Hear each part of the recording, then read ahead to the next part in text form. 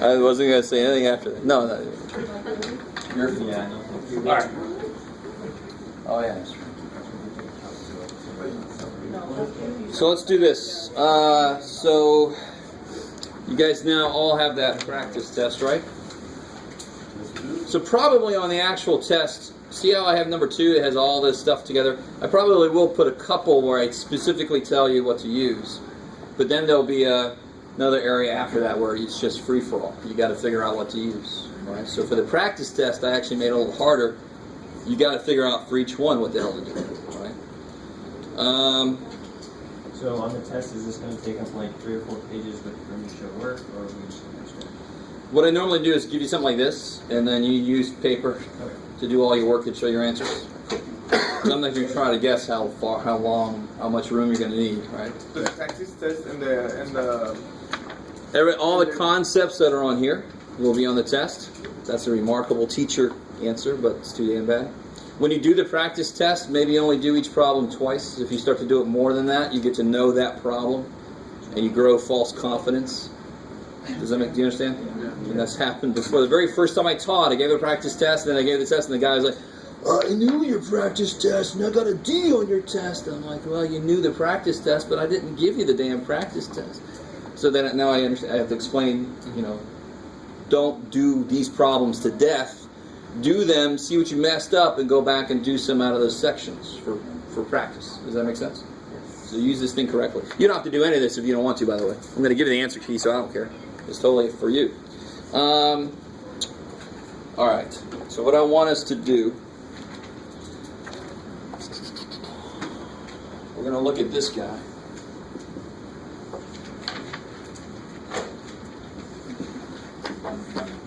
Is this section 7.7 or 8? This is Approximate Integration 7.7.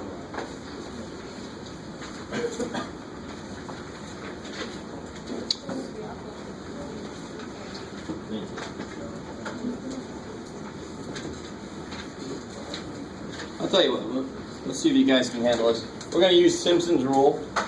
Just to remind you guys how this works, it's remarkably simple because the rules just depend on the function values at certain points. So you're not actually integrating, you're just plugging numbers in.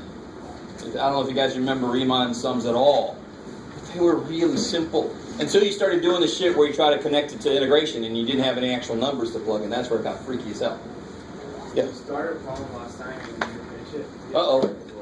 I forgot. The integral of 0 to 2 x squared plus 1 dx. Oh!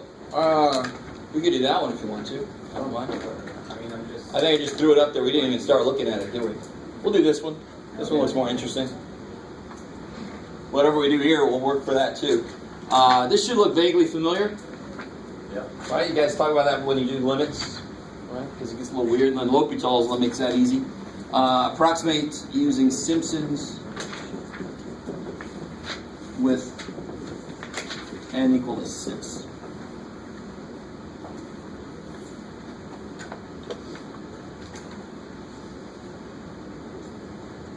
Alright, so what I will actually do for you, like on the practice test, I'll give you the rule. Right? You can't beat that. So all it's going to be is a plug and chug thing. What you got to realize is, how do I get what I need for this rule? So the rule is, it's going to be delta x over 3. And then it's got this weirdness here.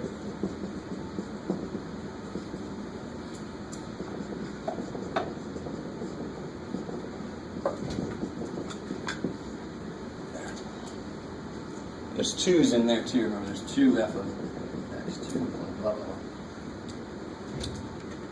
All right. You got it written better on the practice test. So I want you to notice, all we got to do is figure out what delta x is, and what's the connection between delta x and all these dudes in here. What are all these freaking dudes in here? Yeah, that's what that means, change in x. That might actually help you if you say it like that, change in x. So how does that relate to these? Because the change of x is the sum. Well, it's like Changing x tells you how much x changes. So what's the first guy going to be for this integral? This one. Pi. Good. And the next one is going to be the change in x plus that. It's going to be how much x changes from spot to spot, right? Let that be simple. So that delta x is beautiful. How much your x is changed. So it is the change in x. Yeah, exactly. So how do I figure out delta x? 2 pi minus pi divided by 6. Yeah. So it's going to be divided by n. Yeah, 6. Cool. So it's just pi over 6. Kick ass. Alright. Just want to make sure people understood. You don't always divide by 6. Divided by n, and n is 6. Right? I always get somebody to get the wrong thing from the lecture. Alright, so now we know what delta x is, so that's going to go there. X naught is pi. So what I always do for myself to make this a little easier, you guys can do this or not, is, let's see if you guys can see this. I want to leave that for calculation. I want to go from pi to 2 pi, right? Yeah. And my step is going to be pi over 6. So let me write pi in terms of over 6. So that'll be 6 pi over 6 to 12 pi over 6, right? Alright, so now it's simple. And I don't even have to really fill this in, because now it's going to be 7 pi over 6, 8 pi over 6. That's what's going to go in here. Do you guys see the connection here? Delta x tells you how far apart your inputs are that you're using in the rule. If you're starting at a, then the next one's going to be a plus delta x, a plus 2 delta x, so forth. Let this be simple, because it really, really is. So now, what do I get here? I get pi over 6 over 3, so it's pi over... That's right, 18. And this will be f of pi plus 4 times f of what? 7 pi over 6 plus 2 times f of 8 pi over 6, which is 4 pi over 3. When you guys finish that out, and then go ahead and try to evaluate it. I want the exact answer, by the way.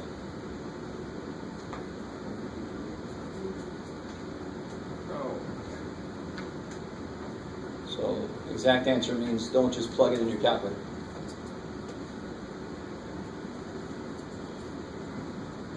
Man, this guy is mean.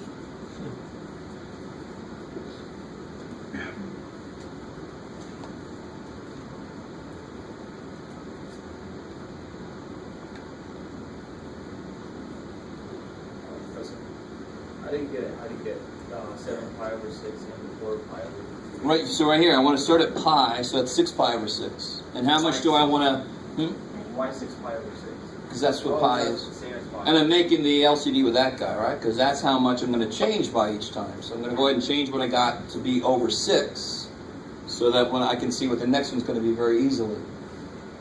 So I want to go from pi. How do I get to the next thing? I add 9 pi over 6. pi over 6. So I'm going to write pi as 6 pi over 6, and now it's like terms. Now it's like denominators, right? All right. Where's the 4 on the I was 4 going to say that. 2?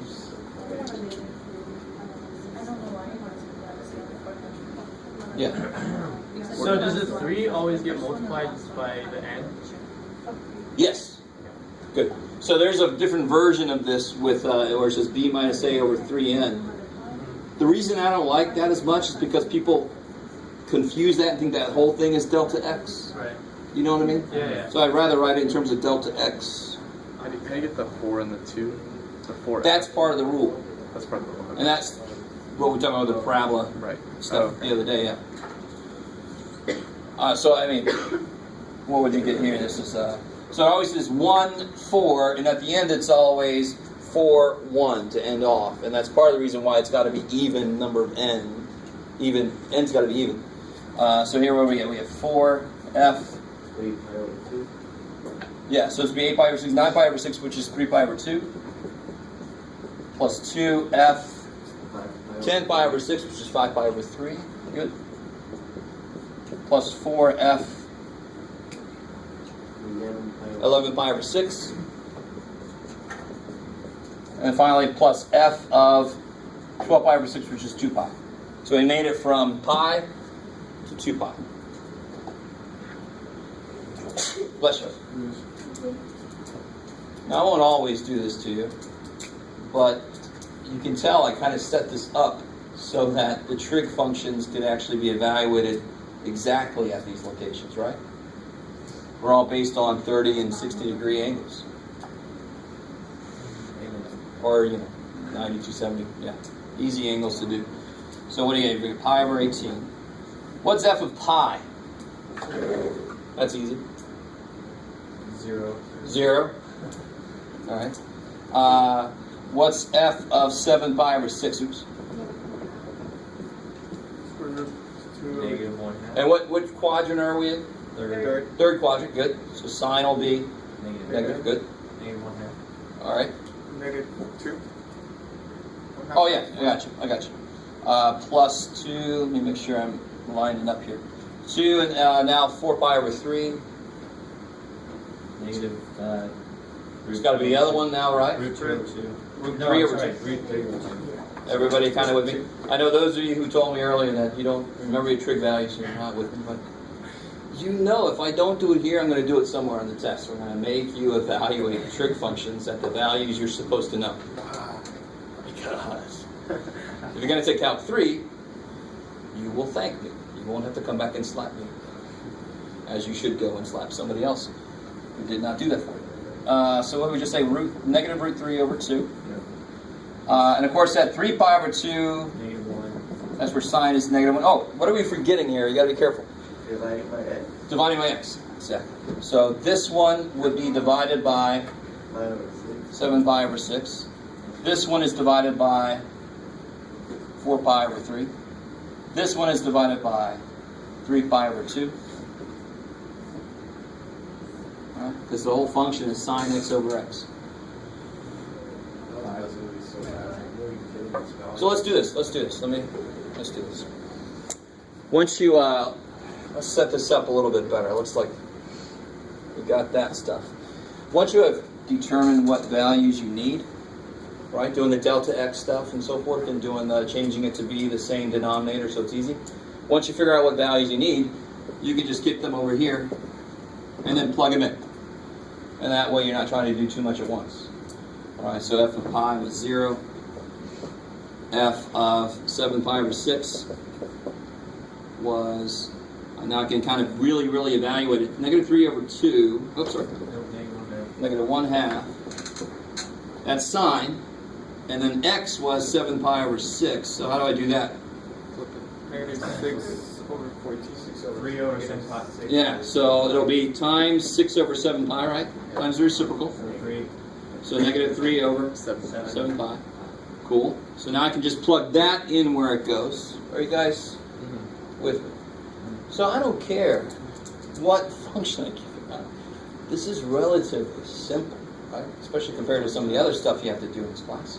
This is just evaluating the function and putting it in the right place. That's all this is. It's exactly what Riemann sums was when we first did those. Where are we at here? 4 pi over 3. That's going to be negative root 3 over 2 times the reciprocal of the inputs. 4 pi. Yeah, so it'll be negative 3 rad 3 over 8 pi. Stop there for a second. You guys with me? All right, and then f of 3 pi over 2. That was just negative 1 over 3 pi over 2, so negative 2 over 3 pi. Right, because you got to divide by your input. Let's see what else we got. F of 5 pi over 3. So now what quadrant?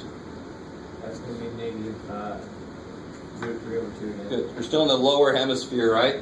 So it's still going to be negative for the sine. And now it's going to start to... Mirror itself. Yeah, it's going to start to decrease back again. So it'll be negative root 3 over 2 times the reciprocal of the input. That's division by x. So negative 3 root 3 over 10 pi. This is yummy. And then f of 11 pi over 6. Let's see, I need some more room here.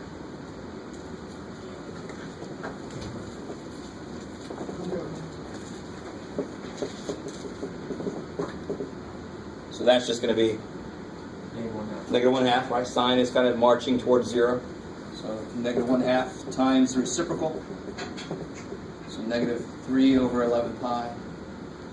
And finally, f of 2 pi is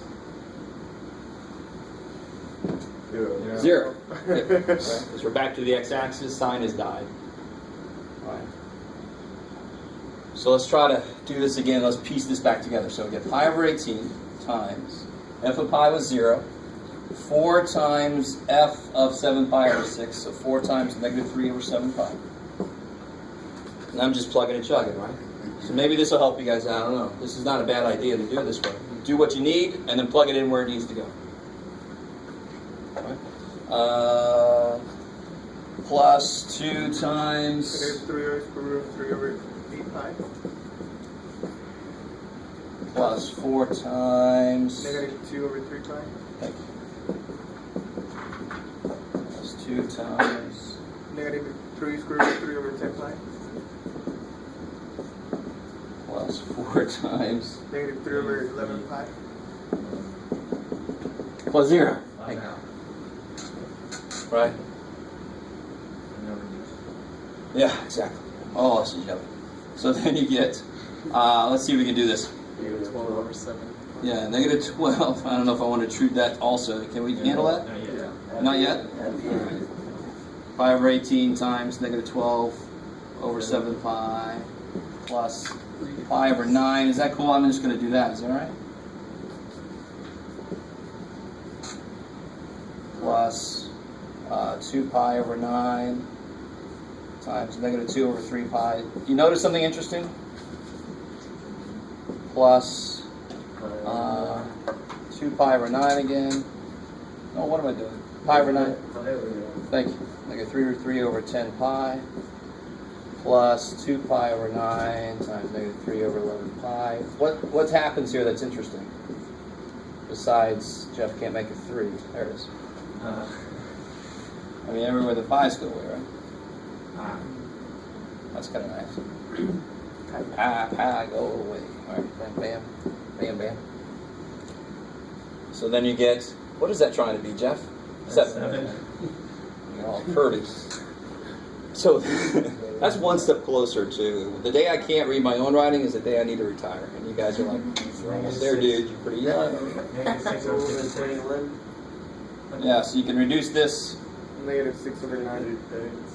Oh shit, never mind. 2. Negative 6 over 63. 2 over 21. Yeah, how did you reduce 12 and 18? 2 and 3. Divided by Yes, 2 and 3, so negative 2 over 21. Minus 3 over 24. root 3 over 24, I like it. Plus, or minus, sorry. Everything 4 minus. over 27. 4 over 27, minus, Root 3 over 30. yeah, root 3 over 30, minus, 2 over Negative. yeah, 2 over 33. What is there 2 minuses? Where am I at? Oh, pi. just because. So that's the exact answer. You don't have to get LCD and all that kind of crap. Now let's go ahead and plug that in and let's get a decimal approximation. And I really want to stress this. If you approximate too early, you're kind of defeating the purpose. Let me say that again. If I approximated each of these and then put them together, I am defeating the purpose. This is an approximation already. So if I approximate inside of my approximation, my poor little approximation gets really bad. How many decimal numbers do you want on this? I don't know. On this one, let's go 6. And then I want you guys to compare this to what your calculator says, if you crotch your calculator. I didn't bring it. Yep. So, will the n always equal 6 or higher? Even number.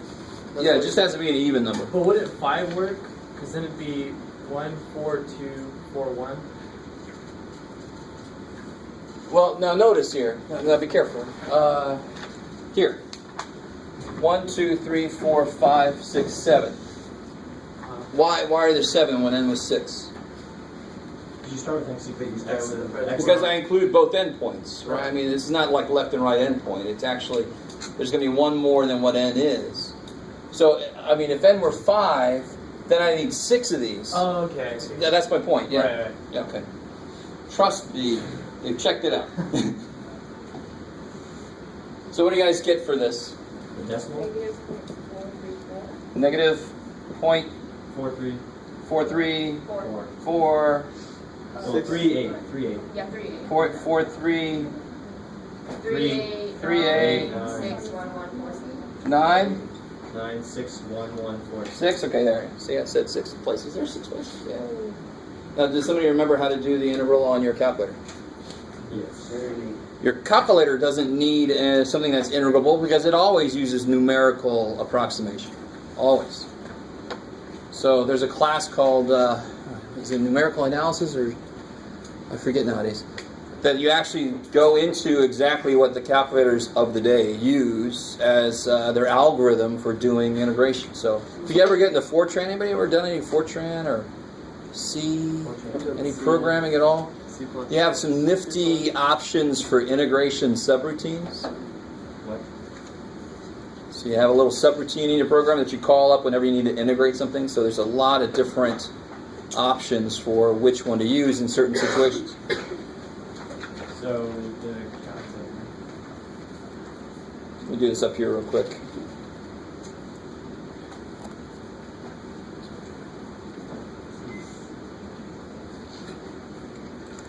Calculators use summations, right, for integrals and stuff like that. They use a modified, well, it depends. They use a modified Simpsons Rule sometimes. I think the HPs do something different, but I haven't looked to see what they do. HPs are neat. Anybody have an HP stack calculator now? All right, good. Because they're a little freaky to use, but they're really neat. Why? They're really powerful, huh?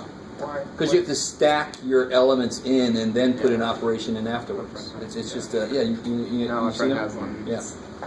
When you first start to use it, it's like using a square basketball or something. How the hell is this? I don't know how that was supposed to work. So let's see. Maybe I can show you what I'm doing.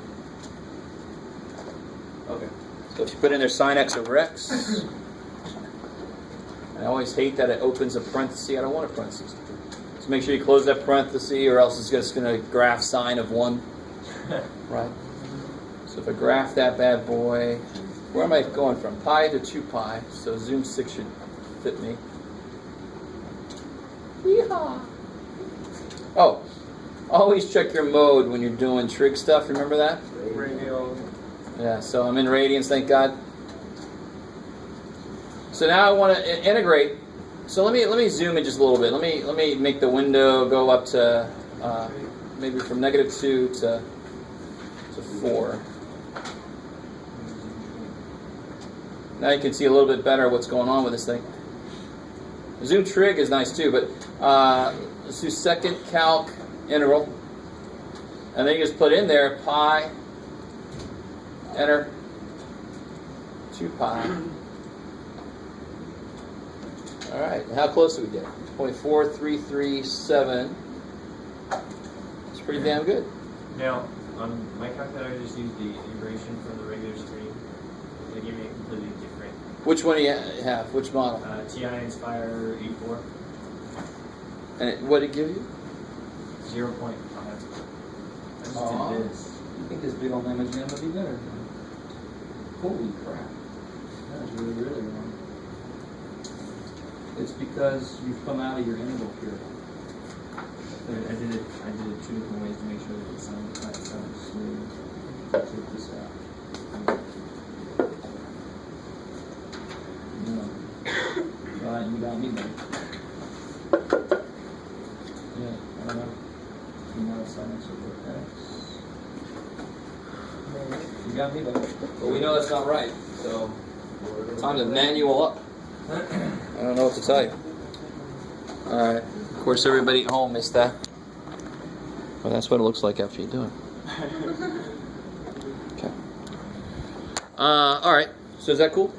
I might ask you on the test, in fact, I will, to compare what you get from Simpsons or whatever to what the calculator tells you? You just tell me what your calculator tells you. And I know it's coming from your calculator because there's no way to do the integral I give you by hand. Why would you just make it up? Yeah. Yeah, you got a really good chance to just make up the right answer. It's just an estimation. Give or take 18 billion. I like that. All right, that's going to be a really nausea-inducing part of that. All right, guys. So how we feel about that? Seems easy now, but Yeah, please let it be easy. Let's practice one. I mean, now looking at the board now, I was like, holy crap! But realize what went into this. It was relatively easy to figure out. It was just straight up easy to figure out delta x. You know A and B. You could do this thing down here like I had up here just to make the LCD the same, right? I mean, I do that when I teach trig, when you're doing this, some weird stuff in trig. And then you just figure out what your inputs are, and then you can focus on those. Now later this semester, when we start doing like Taylor series, we're going to be doing this kind of stuff on the side so that we can plop it in its form, its rule, right? Same kind of idea. Next thing you just keep track of all the stuff. I got a question. Yeah. So you said you made it easy this time because the values worked out really well. What is like an example? So actually, to be honest, since the values worked out well, since these were, I could actually do the sign of this, it was actually sort of harder because then I could feel free to ask you for the exact value. You kind of with me? Yeah. Now, I could give you in the homework and I could give you on the test problem where you just have to do it in the calculator because, if I said what's f of 11 pi over 17, what's sine of 11 pi? I don't know what the hell that is. Shit. All right? So I'm just going to let you plug it in the calculator. When you do that, you don't want to plug it in the calculator until the very end, though, to be honest, because, again, if you round in the middle, your final answer is going to be that much further off, too. So you're getting worse approximation than you should be. You guys kind of with me here? So that part, like on where you're standing, that wouldn't be done on a problem like that, where there's like... Yeah, I would maybe write the function with that plugged in. Right. And then I would put the whole thing in my calculator at once. Okay. So I don't have to round in the middle. Yeah. All right. Maybe. All right. I'm going to let you guys, you just got to get in that section and try it out. So that's section 7.7. And I mean, the trapezoidal rule is the same thing. It just has different coefficients, right? It's got an over 2 outside because it's an average of two ways. And it's got nothing but 2's inside in the middle. But it's the same exact idea. The approximation for the trapezoidal rule is always a little worse than midpoint rule, which is always worse than Simpsons rule. Okay. So a lot of the web pages I tried to show you real quick last time, remember? You didn't really Say again? we looked at them like real quick. I know. I'm sorry. But all you got to do is search Simpsons Rule Engineering. Simpsons Rule Chemical Engineering. Simpsons Rule Civil Engineering. Simpsons Rule Biomechanics. Whatever the hell you're going to get into. And I'll bet you somewhere, very likely, it's going to be connected. Engineering for sure uses Simpsons Rule all the damn time. Because what engineers do, they kind of live off of observations made. You go to the site where you want to build something and you make observations, and those observations are these function values. You don't have a function to use. You can't integrate. You only have observations. You only have values. So that's what this is really another big reason this exists. Either I can't do the damn integral, or I don't even have an integral. I just have values that I want to integrate. Maybe. Google exists now, so I don't know if you know. So it's amazing. All the links I had the other day were like the first couple of pages of hits off of Google search. It's amazing. But my point with that was, if you do that, you'll see every page, they almost always have somewhere they say, we use the modified Simpsons rule, we use the modified Simpsons rule. Yes? What's the difference between the modified Simpsons rule and the Simpsons rule? No, there's not the modified. It is, we modified it for our purposes. Does that make sense? Whatever the field was and whatever the thing they were looking at was. Because there actually is a good point the book has. Simpsons Rule ends up being a weighted average of trapezoidal rule and midpoint rule. Midpoint rule. That's what you know what I'm talking about. So Simpsons ends up being... I don't know who else has like Homer Simpson in their head the whole time I'm talking. That's me. Simpsons Rule ends up being, what was it? 1/3 the trapezoidal and 2/3 the midpoint. So I'm not saying that every modified Simpsons does this, but a lot of them just changes the weights, or it adds in some third way of doing it and weights it. You guys semi with me? Whatever that modification is, you got to wait until you get to your field to find out. Right? Math is about just what it is, and then fields are about let's modify that shit. I mean, that's really what happens a lot. Okay. That's exactly what math sounds like. This is what it is. All right. So are you going past 7.7 since it's not on the test? Say again? Are you just stopping at 7.7? Since that's all our test is? And then you're worried No, our test goes to 7.8. Oh. So we're getting at 7.8 right now. 7.8. I thought you said 7.8. Aw. No, there's a problem from 7.8. 7.8, no, let me say this. 7.8. I think this is a class where you gave me shit about this. 7.8 is relatively simple. I know I keep saying it. No. Switch up The only thing with 7.8, let me give you guys an example problem. You ready? Actually, let me show you. Where was that one I wanted to do? There it is, okay. Can you do this here? Take a second and don't say anything. Do not say anything. Do that anyway. Don't say anything.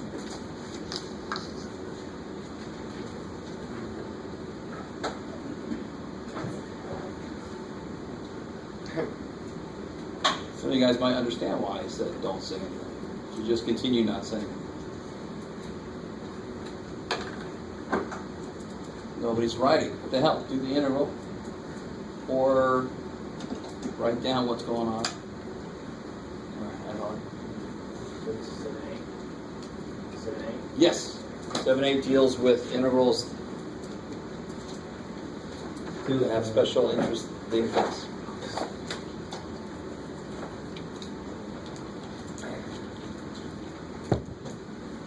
Oh, wait, sorry. 7.8 deals with intervals? Doesn't change. Yeah, dude. Alright, so I'll let you talk. Who's got something to tell me? Related to this problem. You, sir? Now, if these weren't there, ln of x minus 1. yeah, that's ln of x minus 1. That's a linear coefficient of 1 function of x. You can't beat those. Those are just as if it was x. So that would just be ln of x minus 1 plus c if I didn't have limits. What's wrong with the limits I'm using? Yeah, but you ain't going. ln doesn't have a zero, or 0 of ln is in it. So But I don't have ln here. I can plug a 0 in there all day long. You don't know what the There you go. The problem that this function has is at 1. So the mistake people make, this is a mistake. The mistake people make is they say, okay, that's this, and then I evaluate it from 0 to 3. So I get ln of 2 minus ln of negative 1 absolute value, right? What's ln of 1? 0. So I get ln of 2. Yay! And that's crap. Because now how do you think you would start to handle this interval? Maybe not. No. You've done something like this before. You would take this interval and you'd have to break it up at the problem point. So the first step in doing this problem would be integrate from 0 to 1 plus integral from 1 to 3, the rest of it. Now that we've looked at this problem, I'm not going to finish this problem quite yet. We're going to finish it in a bit. Let me give you this handout. Because on the handout, it reminds you how basic integration really is defined. So remember, a lot of the theorems you ever look at, it says the function must be continuous, or the function has to be this or this, and we sometimes just forget those requirements. And that's an example of where things have been forgotten. So here,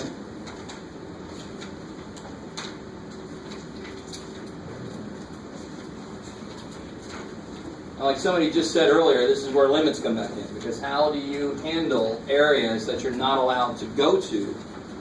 Well, you get really damn close to them, right? And that's what limits are for. I like that. Sarcastic. Yay. Yay. I'm so happy I missed those limits.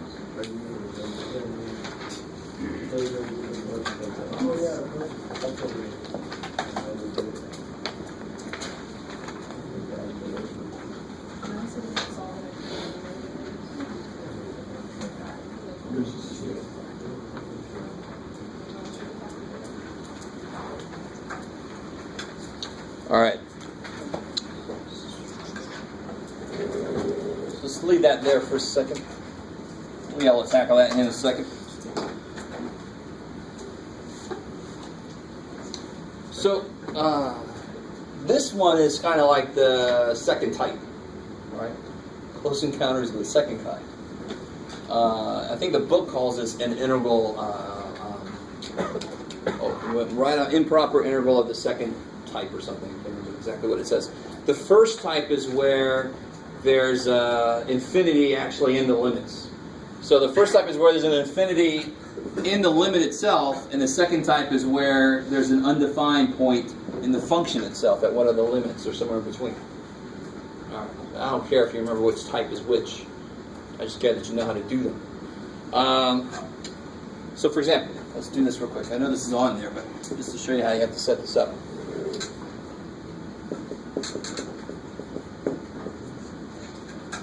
So officially, so at the very top is the real requirements for that integral symbol to make sense. So the definite integral with the following constraints. The interval AB has finite length. Okay, well shit, no. And F does not have an infinite discontinuity, and that would be this one. So if either of those happen, I am not allowed to do that integral. So how do I get around that? I use limits. Because if I let t go to infinity, so if I rewrite this as the limit as t goes to infinity, is t infinite ever? No. Because it doesn't get to infinity, right? So then officially I'm allowed to do this integral because t is finite all the damn time. And some of you guys are like, wow. But if you leave your limit off, you will lose points because you're doing something you can't do. Right? You have to use the limit idea to make this possible to be done. Okay, so that's the big step there. That's the step you don't want to miss. And then the next thing is, I will be a little bit of a dork, and I'll say if you lose the limit anywhere along the way, then it still doesn't make any sense. The limit's got to still be there. Some people get to the end and they still have t somewhere in there, but t is supposed to go to infinity, right? You just forgot the limits. You forgot to do that. This integral is semi-easy. Yeah. So I'll let u equal du is 2x. So I just want to explain. You see, I kind of didn't show that work on there. 1/2 outside. Good. 1/2 outside. 2x. So now if I put a 1/2 outside, 2x dx is du. Over u squared. U squared. Cool. And I put my e and t. Now, definitely when I'm doing this limit thing, I never change the limits because now it's like double change in a way, right? I've got t in there and then I'm going to change the limits again. No, screw it. But it's up to you. You guys can change the limits if you want to.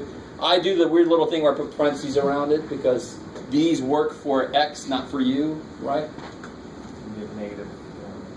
Yeah, so this will be 1/2 negative. yeah, well, negative 1 over 2u, right? Yeah. And u was, X squared A. so now I can do from e to t. And the rest of it you can see there in the handout. Now you just got to plug and chug. So when you plug t in, you get limit as t goes to infinity of -1 over 2 times t squared plus 1. Now what's that do? As t goes to infinity, that goes to 0. Goes to 0. You guess. Shit. So then all I have left is the one that's not dependent on t, so I don't need this guy anymore. When I plug an e in, I get minus negative, so I get plus 1 over 2 times e squared plus 1. So there's that 1 over 2 e squared plus 2. That's my answer there. How we feel? Do you understand how this is almost nothing new? Do you guys see that? This is really, really nothing new. You've done this kind of thing before. You've done limits before, and now we're just kind of putting these things together. Yeah. I think they did plus 1 over 2. Where? I'm sorry? The plus. Science lost that. Here? Yeah. Because this is minus, so when I plug in the second limit, it's minus that. So minus and negative is plus. Right? Okay. This is going to be plug in a t. Plug in a t. Okay. Right? Minus. Plug in an e into this. Oh. Minus and negative is plus. Oh. Cool. Yeah. Can you explain why the first part of that gets canceled again? As t gets really, really big, the bottom gets big, so the whole thing gets small. It gets infinitely small. It's 0. Cool. Yeah. So the other part doesn't get the limit because it doesn't have a t in it? Yeah, officially it gets the limit, but it's like, what's the limit as t goes to infinity of 3? 3. Yeah, because it's always freaking 3. So at that point, you don't need to limit the t parts. The t dependence is gone. All right, so I can let the limit go away there. All right. I want you to realize, I mean, you should be able to do this integral. This integral should, at this point, this integral should be like, oh, thank God, give me more of that. U sub is like, oh, yes, U sub, thank you. The only new thing was putting the limit on there. That's not new. It's nothing new. I just really want you to understand why we have to do it, yeah. So how would the contribution to that problem look? Would it just be the 1 over... Yeah, that's it. Isn't e go to infinity too? What is e? Use a number. 2.7182. You're thinking of e to the x. Yeah. Yeah. That's just e. What will e do? Yeah. When you did the limit to the infinity minus the little, why didn't you use the limit to the e? Or does it go with that? Because in the t was t. All right. Okay. All right. What is that? Study sentence structure. Okay. So, doing this piece here, this would be the limit as t goes to infinity of -1 over 2 t squared plus 1 minus negative, so plus 1 over t e squared plus 1. All right, that's exactly what I get if I plug these in. Is that cool? Okay. As t goes to infinity, this goes to 0. What does this do as t goes to infinity? There's no t, so There's no t dependence, so it doesn't give a shit what t does, right? T can go to square root of 11.8, I don't care. It's going to be it. Okay. So that's my point. So I didn't need to write the limit outside that because there's no t dependence, but you can. It's not wrong. It's just you don't need it. Okay. Just this piece needs it. Yeah. Okay. Yeah. Yeah, I have a question. We're using integral to find the area, right? So what's the point of finding the area when it goes to infinity? So why do you think there's no point? I mean, it goes forever, so why would we want to... But what's wrong with that? What are you? Like, we shouldn't get an answer. All right, I love it. All right, I love it. All right, you ready? All right. I was waiting. I didn't know if anybody would bring that up. This is the beautiful thing, and I just erased the problem I still had to do. Shit. All right. I really want you to understand. Let me give you a very concrete example of what we're doing. You ready? So you're talking about a process that goes to infinity and finding areas. So I'm adding up areas of rectangles. Is that everything I'm saying is cool so far? Because I want to give you a very concrete example of why your reasoning is not correct. I understand why your reasoning is what it is, and there's nothing wrong with it. People would say, if I said to you, I'm going to add up an infinite number of numbers, you would probably say, well, then you're going to get infinity. But you would be wrong. For example, if I added up 0.1 plus 0.01 plus 0.001 plus 0.0001 forever. Forever. I'm adding up an infinite number of numbers, am I not? Right. Yeah. Do I go to infinity? No. What do I get? 0.15. I get 1/9. I don't know if you guys know that. 1 divided by 9 is 0.1111 forever. So 3 divided by 9 would be 0.333 forever, because that's 1/3. Hey, cool. You guys semi with me? Yes. This idea of so what I say with this is, do you see how the numbers are getting out of their own way? Let me say that again, because I love that phrase. These numbers are getting out of their own way. Beautifully. The next number's in the next decimal place, and the next number's in the next. There's no overlap. Even if there was overlap, there's still a chance for it to go to some finite answer at the end. That would know so far. Now what's interesting is, if I did this, let me think for a second. Shit. All right. If I did this here, 1 plus 1/2 plus 1/3 plus 1/4. No. No. Very good. I'm going to get infinity. That's some weird shit. So there's a very fine line. It's a very fine line between what happens and what don't happen. So it's the difference between, now this one was basically 1 over x squared. Do you guys see that? That's basically 1 over x squared. That's the function we're basically looking at. Is that cool? In fact, we see the form there. Right?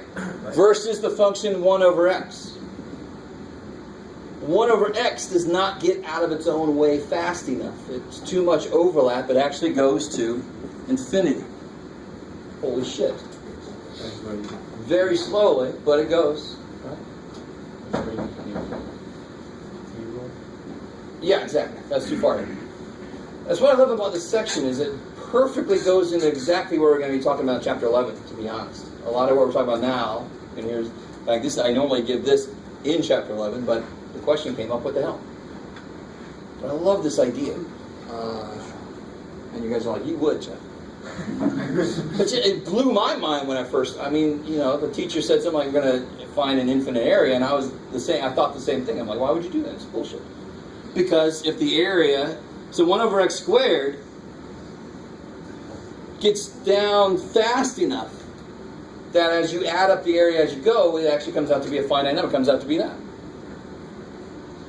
What was the original question? I don't know. The original question was, why would you even integrate something that goes to infinity? The answer should just be infinity. But I really hope that this would be a representative example of how an integral would not go to infinity, because an integral is adding areas of rectangles, right? So this could be that. And this would be the 1/10 to the x function. You guys see that? Starting at 1, it actually would be n, because it's not all real numbers. Are you guys kind of with me? That's getting a little too far ahead of us. Yeah. How do we know when it goes to infinity? Well, we don't know until we get to the end. If I did this, all right, now let's try another one. Let's try one that goes to infinity. Let me show you what it looks like. So based off of what we just said, no, Jeff. My brain is there now. Some of you guys know what I just did. That was terrible. Let me go 1 to infinity. Let's just go ahead and do this, because we've been talking about it. So this looks the same as 1 over x squared on that side, right? It looks the same, almost. It's just a little bit above. So if you graph both 1 over x and 1 over x squared, 1 over x is there, 1 over x squared is like a little bit below that. But I kind of overstated. But it's that little bit below that actually lets it converge, is the word. It actually goes to a number. Whereas this guy is going to diverge. So let's try it out. What do I officially have to do? Yeah. If you skip this step, it's too bad for you. Now this one's a lot nicer than that one, but I just want to get to the point real quick. What is the interval? Yeah. Value from 1 to t. So I get the limit as t goes to infinity of natural log of t minus natural log of 1. Well, natural log of 1 is 0. Infinity minus 0. And as t goes to infinity, natural log of t goes to infinity. Very slowly, but it goes to infinity, right? So that is a divergent. Has nothing to do with the stupid movie. Divergent. Sorry, I feel like I haven't seen it actually, so I shouldn't say stupid, although it's probably good at that. It's a divergent interval, right? It goes to infinity, so it doesn't converge to something. Converge, converge, diverge, run away, shit. So it doesn't converge to anything. It goes to infinity. Okay, so we're going from E to infinity, right? Yes. So if I stop at, let's say, 100, I'll find the same area. No, definitely not. Hell no. No way in hell.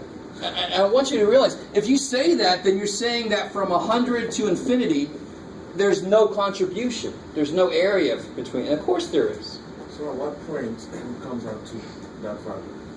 You see what I mean? Totally. It depends how In the limit. Does it ever become this? Does it ever actually become this? No. No. No, it never becomes that. But it approaches this the larger elements you get. So yes, you're right. One way to investigate t going to infinity, when you first learn limits, was to let your input get bigger and bigger and bigger, right? And then just observe the pattern. That's what you did when you first learned limits, way back in chapter 2, eons ago, right? Yes? So is 1 over x like threshold per se? If it's under it, it converges. If it's over it, diverges? And I'll go ahead and say this. I know you know, and I'll go ahead and just do exactly the idea.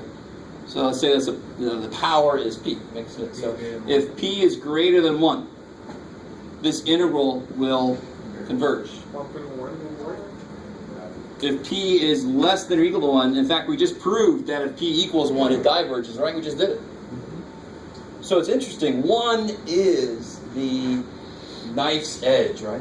You go one way, you blow up. You go the other way, you converge to something. It's really neat. So if I integrated 1 over x to the 1.00000000002, it converges. So I don't know what to, right? So 1 to infinity, whatever. I mean, that really gets interesting. That's a little further than I want to go. I want to finish this out now. Let me keep going. That's the next chapter. That's kind of getting into the next chapter. Let me tell you this. This is in this section. So we got this here. Let me throw this at you. If if g of x is greater equal to, let me say it the same way they did in the book. Yeah. F of x is greater equal to g of x is greater equal to 0. All right, so f is at least as big as g. So that could be something like, related to what we just did. Here's f of x, and then g of x could be there. So it gets at most as big. So let's say they get really close up there. So g of x is smaller than f of x. You guys with me? Over some interval, so we'll say from 0 up like we've been doing.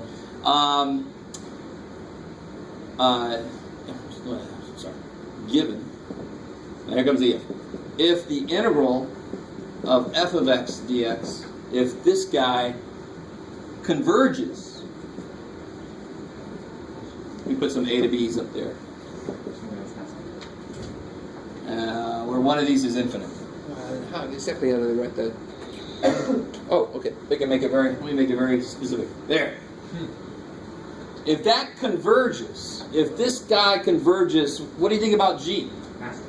It has to converge. It's smaller than f everywhere, so I'm adding smaller stuff. So if the bigger numbers converge, then the smaller numbers, when I add them, have to converge to something probably smaller. But who cares? They converge. You with me? In this case, f acts like a ceiling. You see it? It says I converge, and g's like, oh shit, I guess I converge too. Right? Because there's no way it can diverge. The diverge is going to have to get up above this dude, and they can't because of this. So if the integral of f converges, the integral of g also converges. This is called the comparison test, by the way. It's on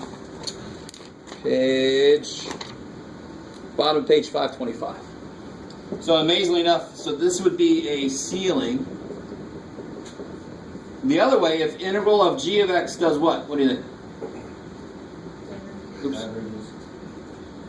If that diverges, what must be true about f?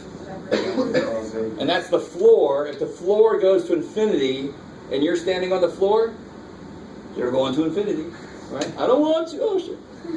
So if g of x diverges, then f of x, integral f, must also diverge.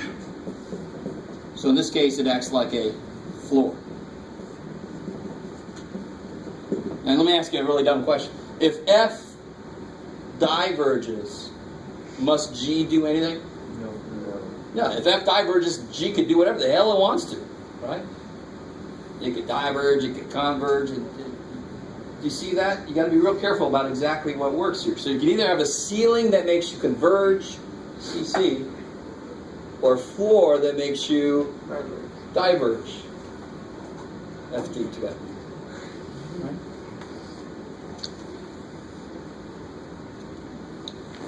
I like it. All right. So the way that we normally use the comparison rule is if I have an interval I couldn't possibly do, but I could compare the function to another function. So the example they give in the book is show that integral from 0 to infinity e to the negative x squared converges.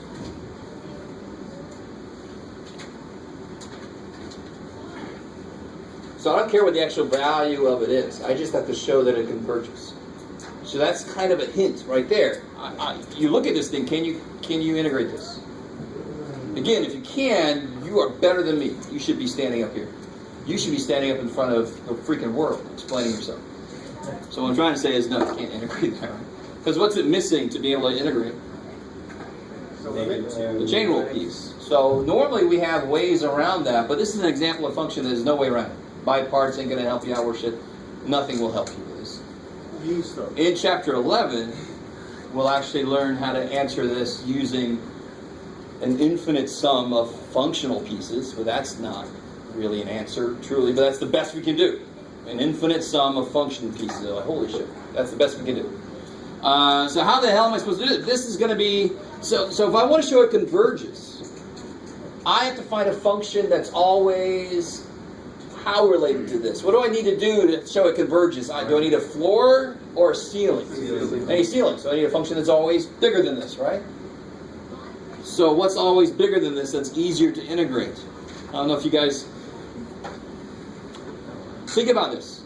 E to the negative x squared is getting small very fast. Almost.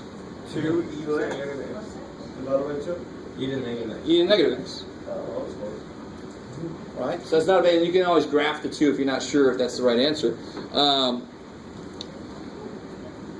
Did they actually? Oh, I see. Cool. You're crazy. Why would you do that? Screw that.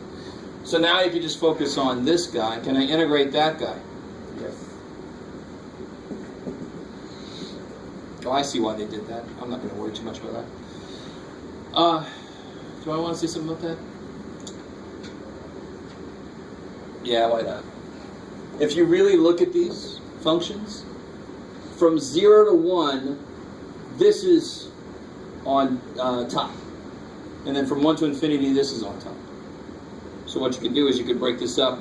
0 to 1, e to the negative x squared, dx. Now tell me what you know about that. Do you know anything about that? Yes, you do. Is the answer going to be a number, or could the answer be infinity? Look what I'm integrating from, too. From 0 to 1.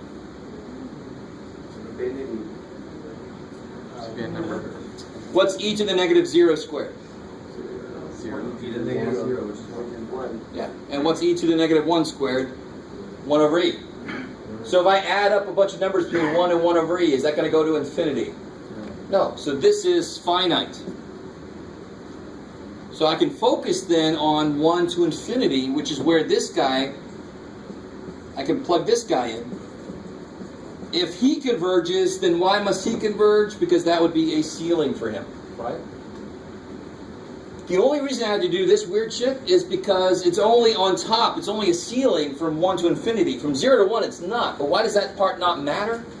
Because this guy is finite there anyway. That's not the part that's a problem. It's the part that goes to infinity that's the problem. So of course, how do I integrate that? U sub. Yeah, you gotta actually be very careful. You don't have to use U sub. Limit as t goes to infinity. 1 to t. What's the integral of e to the negative x? Negative e to the negative x. The limit t goes to infinity from 1 to t. Now, of course, at infinity, what's e to the negative infinity? I'm always careful not to say that because you can't really plug infinity in. But when you plug t in, what's the limit as that gets really big? That's 1 over e to the x, so it's going to go to 0. Right? So that's going to be 0 minus negative e to the negative 1, so it's 1 over e. So did we show that this converges? Yeah. This part converges. It's just a number, I don't care what it is. And this converges, therefore that converges because that's always bigger than that. From 1 to infinity. It's a ceiling. We don't know what it converges to. We don't care. Yeah. Well, at least for the problem, we don't care. Some of us might care. I don't know. But 1 over e is not e. No, it's not. But just the fact that it's finite tells us that it does converge. What about trig? What about trig? What about trig? Like a trigonometric function. It's still like always converge. No, it's oscillates. Yeah, well, you remember that there's two ways, and it's funny that you say that because earlier I was thinking the same thing. There's two ways to diverge. You go to infinity, or you just never agree on something. So if I said, what's the limit as x goes to infinity of sine of x? Infinity. Yeah, it does not exist, but for what reason? Oscillation. Oscillation. It never agrees on an answer, so there's no answer. Yeah. So I don't know if you ever heard of squeeze theorem. Yeah. Remember that? So that might come back into play sometime soon. And that's probably the weirdest little thing in this section is the comparison test. That's all I have for today, actually. That's early. Did I give you guys the practice test, right? Yep. Yeah. You didn't finish solving the one that you said you would get back to. 1 over x minus 1. Oh yeah. All right. Real quick. Yeah, that's the type. The other type. What was it? 0 to 3, right? 1 to 3. Oh, yeah. So 0 to 1.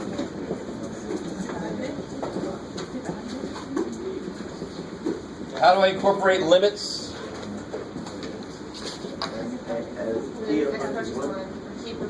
Good. And I can really do it in front of the whole damn thing. 0 to t now, right? Plus integral t to 3. Oh, and there's one other thing I want to tell you before I let you out of here. We got to talk about that real quick in a second. Just be quick. Coming infinity. All right. Limit as t goes to 1. What's the integral of 1 over x minus 1? Absolute value. So from 0 to t plus ln x minus 1 from t to 3. And some of you guys realize where this is going. Maybe. If I plug a 1 in, what happens to this guy? If I plug you see this. Limit t goes to 1. Natural log of t minus 1. Put infinity at the limit. Over there. Where? Sorry. Left. On the one Wait, that you just wrote down. Oh, sorry. Thank you. So of course, if you try to plug that in, what happens? What's natural log of 0? Or better yet, what's the natural log of something that's approaching 0? Huh? Don't say 0. It'll make me cry. Negative infinity will make me very happy because that's exactly right. That's negative infinity. You can actually stop right there. The minute a part of this doesn't work, the whole thing goes to shit. Right? Can we compare that to 1 over x? Sort of. And this is sort of like the problem earlier was because of this. The problem right now is because of this. Do you understand? So the problem earlier was because of this. The problem right now is because of this. I don't know if you guys understand what I'm saying. Because now I'm going to 1, not to infinity, but it's actually the exact same kind of problem, so it's not surprising that this does not converge. It's exactly the same problem. Now, last thing. The thing I hated when I was first learned this was stuff like this, where f is, what you want to say, Jeff? Odd function, like f is sine, for example. Or whatever function that's odd. Because what's true about an odd function when I integrate from negative a to a? Beautiful. But you can't say, so if I put sine in here, you can't say the answer is 0. You can't. And the reason that is because officially an integral cannot exist unless both parts of it exist. So if I'd have to break this up from negative infinity to a, sine x dx, plus the integral from a to infinity, sine x dx, and this does not exist, so you stop. Officially, it can't exist, because what we think of is not true. We think start in the middle and go out, and all the areas cancel out, right? But integration goes from the lowest up. So if it can't even handle this first part, and it can't handle anything. And of course, sine is a bad example because it oscillates at the end. But if I had something that was X cubed. like that, yeah, x squared even, whatever x squared. That's still bad because then it goes to infinity in the middle. E to the x squared. E to the negative x squared, there it is. If I did that and I try to do this, it won't work, actually.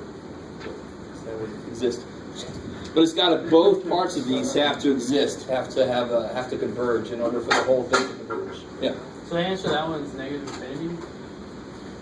Yeah, this first part, it's just divergent. Yeah. Because this part did not exist. So it doesn't even matter what the other part does. The other part can't save it. Because what's negative infinity plus infinity? Can't say. I like that answer, but it's wrong. Right? You should know that by now. All the limit stuff you did, all the indeterminate form stuff. So whenever like an infinity shows up, it's just divergent. That's just what we put for an answer.